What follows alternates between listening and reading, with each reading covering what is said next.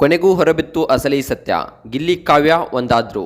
ಹೌದು ಸ್ನೇಹಿತರೆ, ಈಗ ಗಿಲ್ಲಿ ಕಾವ್ಯ ಹಾಗೆ ಅವರ ತಂದೆ ತಾಯಿಯವರು ಕೂಡಿ ಮದುವೆ ನಿರ್ಧಾರವನ್ನು ಮಾಡಿದ್ದಾರೆ. ಹೌದು, ಮದುವೆ ಯಾವತ್ತು ಅಂತ ಕೂಡ ಡಿಸೈಡನ್ನು ಮಾಡಿದ್ದಾರೆ. ಸೊ ಯಾವತ್ತು ಮದುವೆ, ಏನು, ಯಾವಾಗ ನಿಶ್ಚಯ ಮಾಡಿದ್ರು, ಸೊ ಇದೆಲ್ಲದ್ರ ಬಗ್ಗೆ ಸಂಪೂರ್ಣವಾದ ಮಾಹಿತಿಯನ್ನು ಈ ಒಂದು ವಿಡಿಯೋದಲ್ಲಿ ನೀಡ್ತಾ ಹೋಗ್ತೀನಿ. ಅದಕ್ಕೂ ಮುನ್ನ ನೀವು ನಮ್ಮ ಚಾನಲ್ನ ಸಬ್ಸ್ಕ್ರೈಬ್ ಮಾಡಿಲ್ಲ ಅಂದರೆ ಈ ಕೂಡಲೇ ಸಬ್ಸ್ಕ್ರೈಬ್ ಮಾಡಿ. ಹಾಗೆ ವಿಡಿಯೋದ ಕೊನೆ ಭಾಗದಲ್ಲಿ ನಾನು ಆ ಒಂದು ಮಾತನಾಡಿದ ವಿಡಿಯೋ ಕ್ಲಿಪ್ಪನ್ನು ಹಾಕಿದ್ದೇನೆ. ಸೊ ವಿಡಿಯೋನ ಕೊನೆವರೆಗೂ ಎಂಡ್ ಮಾಡಿ ನೋಡಿ. ವಿಡಿಯೋ ಇಷ್ಟ ಆದರೆ ಲೈಕ್ ಮಾಡಿ, ಹಾಗೆ ನಮಗೆ ಸಪೋರ್ಟ್ ಮಾಡಿ. ನಮ್ಮ ಚಾನಲ್ನ ನೀವೇನು ಸಬ್ಸ್ಕ್ರೈಬ್ ಮಾಡಿಲ್ಲ ಅಂದರೆ ಈ ಕೂಡಲೇ ಸಬ್ಸ್ಕ್ರೈಬ್ ಮಾಡಿ. ಹೌದು ಸ್ನೇಹಿತರೆ, ಗಿಲ್ಲಿ ಹಾಗೆ ಕಾವ್ಯ ಒಂದು ಒಳ್ಳೆ ಅತ್ಯುತ್ತಮ ಜೋಡಿ ಅಂತಕ್ಕಂಥದ್ದನ್ನು ನಾವು ಮತ್ತೆ ನೆನಪಿಸ್ಕೊಳ್ಬೋದು. ಯಾಕಂತಂದರೆ ಗಿಲ್ಲಿ ಹಾಗೆ ಕಾವ್ಯ ಇವರಿಬ್ಬರ ಬಾಂಡಿಂಗ್ ಯಾವ ಥರ ಇದೆ ಅಂತಕ್ಕಂಥದ್ದನ್ನು ನಾವು ಹಾಗೆ ನೀವೆಲ್ಲರೂ ಕೂಡ ಬಿಗ್ ಬಾಸ್ನಲ್ಲಿ ನೋಡಿದ್ದೀವಿ. ಇಷ್ಟೊಂದು ಒಳ್ಳೆಯ ಬಾಂಡಿಂಗನ್ನು ಬೆಳೆಸ್ಕೊಂಡಿರೋ ಇವರು ಸೊ ಮದುವೆ ಆದರೆ ಚೆನ್ನಾಗಿರುತ್ತೆ ಅಂತಕ್ಕಂಥದ್ದು ಎಲ್ಲರ ಒಂದು ಆಸೆ ಆಗಿತ್ತು. ಅಭಿಮಾನಿಗಳ ಆಸೆ ಕೂಡ ಅದೇ ಆಗಿತ್ತು. ಸೊ ಈಗ ಸದ್ಯ ಕಾಲ ಕೂಡಿ ಬಂದಿದೆ ಅಂತಕ್ಕಂಥದ್ದನ್ನು ನಾವು ಇಲ್ಲಿ ಹೇಳ್ಬೋದು. ಮೊನ್ನೆ ಕಾವ್ಯ ಶೈವ ಅವರ ಬರ್ತಡೇ ದಿನ ಗಿಲ್ಲಿ ಅವರು ಒಂದು ಸೆಲೆಬ್ರೇಟನ್ನು ಮಾಡಿದರು. ಗಿಲ್ಲಿ ಅವರು ಖುದ್ದಾಗಿ ತಾವೇ ಸ್ವತಃ ಒಂದು ವಾಟ್ಸಪ್ ಮೆಸೇಜನ್ನು ಕಳಿಸಿದ್ರು. ಹ್ಯಾಪಿ ಬರ್ತ್ಡೇ ಕಾವ್ಯ, ಚೆನ್ನಾಗಿರು, 100 ಕಾಲ ಚೆನ್ನಾಗಿ ಬಾಳು, ಹಾಗೆ ನೀನು ನಿನ್ನ ಅನ್ಕೊಂಡಿರೋ ಕನಸುಗಳನ್ನೆಲ್ಲ ಈಡೇರಿಸ್ಕೋ, ಆಸೆಗಳನ್ನು ಈಡೇರಿಸ್ಕೋ ಅಂತಕ್ಕಂಥ ಮಾತನ್ನು ಕಮೆಂಟ್ ಕೂಡ ಇಲ್ಲಿ ಒಂದು ಗಿಲ್ಲಿ ಅವರು ಮಾಡಿದ್ರು. ಸೊ ಈ ಕಮೆಂಟನ್ನು ಮಾಡಿದ ತಕ್ಷಣ ಅಷ್ಟಕ್ಕೆ ಬಿಡಲಿಲ್ಲ. ಸೊ ಗಿಲ್ಲಿ ಅವರು ಹೋಗಿ ಒಂದು ಬರ್ತ್ಡೇಯನ್ನು ಸೆಲೆಬ್ರೇಟ್ ಕೂಡ ಮಾಡಿದ್ರು. ಹೌದು, 2 ಬಾರಿ ಬರ್ತ್ಡೇಯನ್ನು ಸೆಲೆಬ್ರೇಟನ್ನು ಮಾಡಿದ್ರು. ಸೊ ಒಂದು ಸಲ ಇವರೆಲ್ಲ ಸೇರಿ ಒಂದು ಬರ್ತ್ಡೇನ ಸೆಲೆಬ್ರೇಟ್ ಮಾಡಿದ್ರೆ, ಇನ್ನೊಂದು ಸಲ ಕಾವ್ಯ ಫ್ರೆಂಡ್ಸ್ ಅವರು ಬಂದು ಬರ್ತ್ಡೇನ ಸೆಲೆಬ್ರೇಟ್ ಮಾಡಿದ್ರು. ಸೊ ಅದರಲ್ಲೂ ಕೂಡ ಗಿಲ್ಲಿ ಅವರು ಒಂದು ಭಾಗವನ್ನು ವಹಿಸಿದ್ರು. ಸೊ ಈ ಥರ ಒಂದು ಒಳ್ಳೆಯ ಒಂದು ಬಾಂಡಿಂಗ್ ಇದೆ ಇವರಿಬ್ಬರ ನಡುವೆ ಅಂತಕ್ಕಂಥದ್ದನ್ನು ನಾವು ಮತ್ತೊಮ್ಮೆ ನೆನಪಿಸ್ಕೊಳ್ಬೋದು. ಸೊ ಇವರಿಬ್ಬರ ಮದುವೆ ಆದರೆ ತುಂಬಾ ಚೆನ್ನಾಗಿರುತ್ತೆ ಅಂತಕ್ಕಂಥದ್ದನ್ನು ಎಲ್ಲ ಅಭಿಮಾನಿಗಳು ಆಸೆಯನ್ನು ಪಡ್ತಾ ಇದ್ದಾರೆ. ಸೊ ಇವರಿಬ್ಬರು ಮದುವೆ ಆದರೆ ಯಾವ ಥರ ಇರುತ್ತೆ ಅಂತಕ್ಕಂಥದ್ದನ್ನು ನೋಡೋದಾದರೆ ತುಂಬ ಒಂದು ಒಳ್ಳೆಯ ಜೋಡಿ, ಇಬ್ಬರು ತುಂಬಾ ಚೆನ್ನಾಗಿರ್ತಾರೆ ಅಂತಕ್ಕಂಥದ್ದನ್ನು ನಾವು ಇಲ್ಲಿ ಮತ್ತೊಮ್ಮೆ ಮೆಲುಕು ಹಾಕ್ಬೋದು. ಒಟ್ಟಾರೆಯಾಗಿ ಹೇಳ್ಬೇಕಂದ್ರೆ ಇಬ್ಬರ ಕಂಕಣ ಭಾಗ್ಯ ಕೂಡಿ ಬಂದಿದೆ ಅಂತಕ್ಕಂಥದ್ದನ್ನು ನಾವು ಇಲ್ಲಿ ಹೇಳ್ಬೋದು. ಯಾಕಪ್ಪ ಅಂತಂದರೆ ಗಿಲ್ಲಿ ಮನೆಯಲ್ಲಿ ಹಾಗೆ ಕಾವ್ಯ ಮನೆಯಲ್ಲಿ ಸಂಪೂರ್ಣ ಒಪ್ಪಿಗೆ ಇದೆ ಅಂತಕ್ಕಂಥದ್ದನ್ನು ನಾವು ಇಲ್ಲಿ ಹೇಳ್ತಾ ಇದ್ದೀವಿ.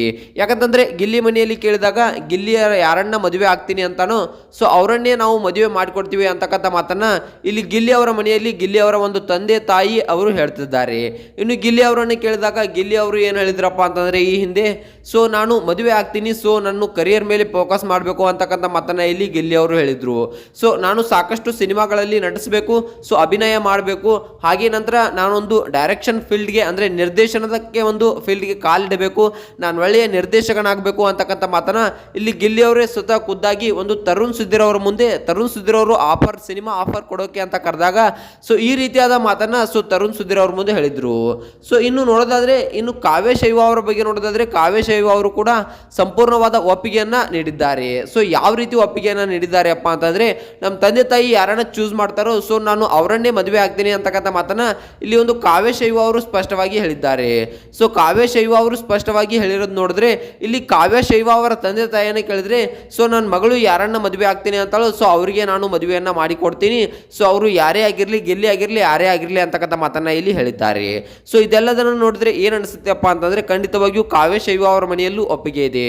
ಸೊ ಹೌದು ಸ್ನೇಹಿತರೆ, ನಾನು ಹೇಳಿದವ್ರದ್ದೇ, ಸೊ ನಿನ್ನ ಗುರು ಹೇಳಿರೋದೇ ಬೇರೆ, ಸೊ ಇಲ್ಲಿ ಹೇಳ್ತಿರೋದು ಬೇರೆ, ತಮ್ಲೈನಲ್ಲಿ ಕೊಟ್ಟಿರೋದೇ ಬೇರೆ, ಏನು ಹೇಳ್ತಿದ್ಯಾ ಅಂತಕ್ಕಂಥ ಮಾತನ್ನ ನೀವು ಕೇಳ್ಬೋದು. ಹೌದು ಸ್ನೇಹಿತರೆ, ಗುಟ್ಟಾಗಿ ಕಾವ್ಯ ಹಾಗೆ ಗಿಲ್ಲಿ ಇವರಿಬ್ಬರ ಮದುವೆ ಮಾತುಕತೆ ನಡೆದಿದೆ ಅಂತಕ್ಕಂಥದ್ದನ್ನು ನಾವು ಇಲ್ಲಿ ಹೇಳ್ಬೋದು.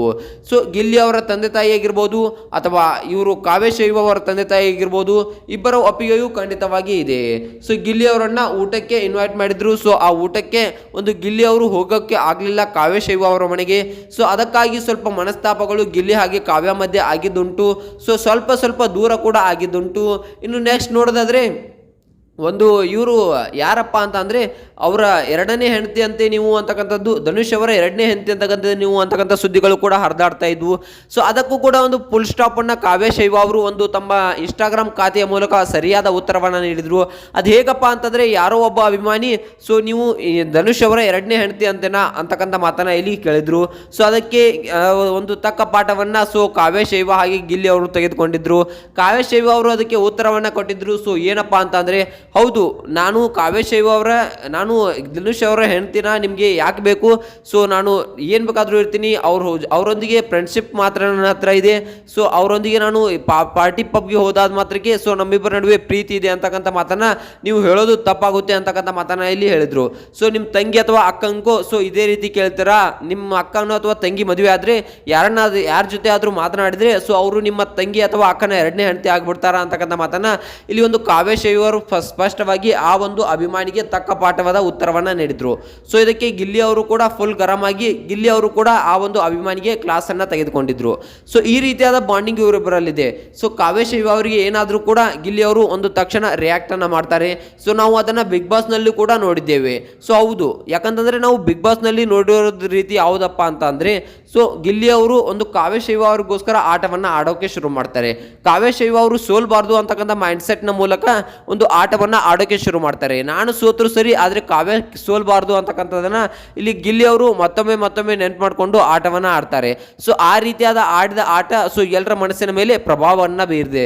ಸೊ ಇವರಿಬ್ಬರ ನಡುವಿನ ಬಾಂಡಿಂಗ್ ತುಂಬಾನೇ ಚೆನ್ನಾಗಿದೆ. ಇವರಿಬ್ಬರು ಮದುವೆ ಆಗಬೇಕು ಅಂತಕ್ಕಂಥದ್ದು ಅಭಿಮಾನಿಗಳ ತಲೆಯಲ್ಲಿ ಸೊ ದಿನದಿಂದ ದಿನಕ್ಕೆ ಹೆಚ್ಚಾಗ್ತಾ ಇದೆ. ಇನ್ನು ರಕ್ಷಿತಾ ಶೆಟ್ಟಿ ಬಗ್ಗೆ ಹೇಳೋದಾದ್ರೆ, ರಕ್ಷಿತಾ ಶೆಟ್ಟಿ ಅವರು ಅಂದ್ರೆ ಈ ಒಂದು ಗಿಲ್ಲಿ ಅವರನ್ನ ಪ್ರೀತಿಸ್ತಾ ಇದ್ರು. ಸೊ ಅವರನ್ನ ಮದುವೆ ಆಗಬೇಕು ಅಂತಕ್ಕಂಥದ ಮಾತನ್ನ ಇಲ್ಲಿ ರಕ್ಷಿತಾ ಅವರು ತುಂಬಾನೇ ಒಂದು ಆಸೆಯನ್ನ ಪಟ್ಟಿದ್ರು. ಸೊ ರಕ್ಷಿತಾ ಅವರಿಗೆ ಗಿಲ್ಲಿ ಅಂದ್ರೆ ತುಂಬಾನೇ ಇಷ್ಟ ಅಂತಕ್ಕಂಥದನ್ನ ಕೂಡ ಹೇಳ್ತಾ ಇದ್ರು.